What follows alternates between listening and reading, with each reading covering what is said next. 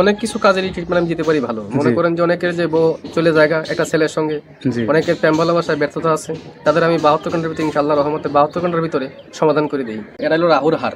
আচ্ছা আচ্ছা, এই হার দিয়ে আমি মানুষকে জিন সাধন করি। আচ্ছা আচ্ছা, বোতলে জিন সাধন করে সাগরে নিক্ষেপ করি। আচ্ছা আচ্ছা, মানুষের মানুষ বান মারে, নষ্ট করে, সেই রোগের কাজ করি আমি। এগুলো বোতলে ভরে মানুষ চালান করে দিই আচ্ছা নদীতে। কথা বুঝতে পারছেন? তবে অনেক করে দুশ্মনী করে ফেলা, জায়গা জমিলে মামলা, ঠিক আছে, কেস মামলা করে, অনেকে ভালোবাসায় ব্যর্থতা, ঠিক আছে, মনে করেন যে অনেকে দুশ্মনী করে জায়গা জমিন আটকিয়ে রাখে, সেগুলো আমি ছুটিয়ে দিই। সুপ্রিয় দর্শক, আসসালামু আলাইকুম। দেশ ও প্রবাসে যে যেখানে আছেন আপনাদের প্রত্যেককে শুভেচ্ছা জানিয়ে শুরু করছি আজকের প্রতিবেদন। আজ আমরা কথা বলবো কবিরাজ ময়নুল ইসলাম সাহেবের সাথে।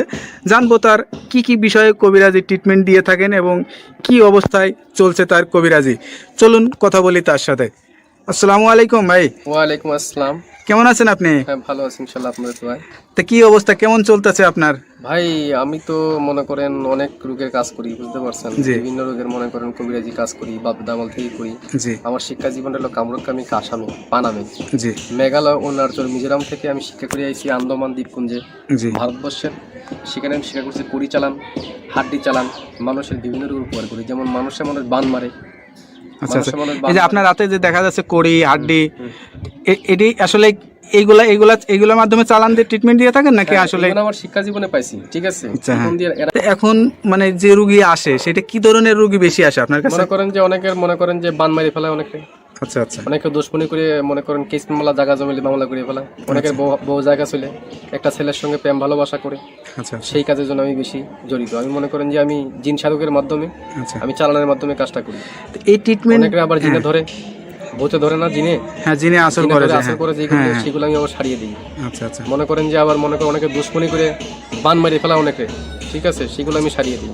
আচ্ছা আচ্ছা, তো এই ট্রিটমেন্ট করার জন্য আসলে কি মানে করা লাগে? আপনি কোনো টাকা পয়সা নেন নাকি আসলে কি সিস্টেমে করেন? লাগে না, তবে মনে করেন টাকা পয়সা লাগে না, আমি ফ্রি করি। তবে যদি কোনো কিছু লাগে দরকার, সেগুলো আমরা বলে দিই মোবাইলের মাধ্যমে। যদি কিছু আয়োজন লাগে সেটা দ্বারা পেমেন্ট করে আমি কাজটা করে দিই।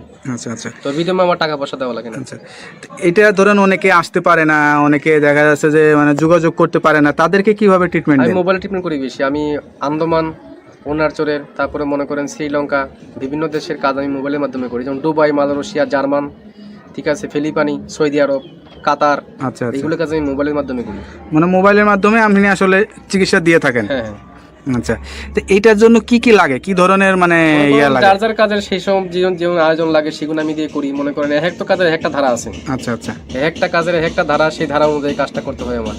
এবার কার কোন লাগে, তার কি নাম, বয়স, কিরকম গায়ের রং, কিরকম উচ্চতা, এগুলো দেখে আমি কাজ করতে হবে, তার আয়োজনটা বলতে হবে। তো এই যে ধরেন এখন আসলে যে যুগ জামানায়, এই যুগ জামানায় আসলে কিন্তু কবিরাজের উপরে মানুষের আস্থাটা হারিয়ে যাচ্ছে। এটার কারণ কি? অনেক যে মনে করেন যে ধান্দামি কবিরাজ বাড়িছে, ঠিক আছে, নাম ভাঙিয়ে তারা খায়, বিভিন্ন কাজকর্মে বিফল হয়, তার জন্য ভালো ভালো কবিরাজের দুর্নাম হইতেছে।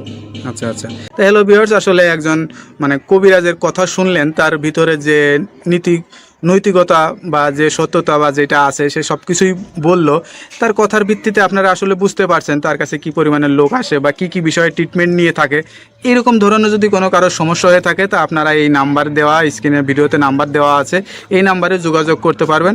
আশা করি আল্লাহর রহমতে সুফল পাবেন।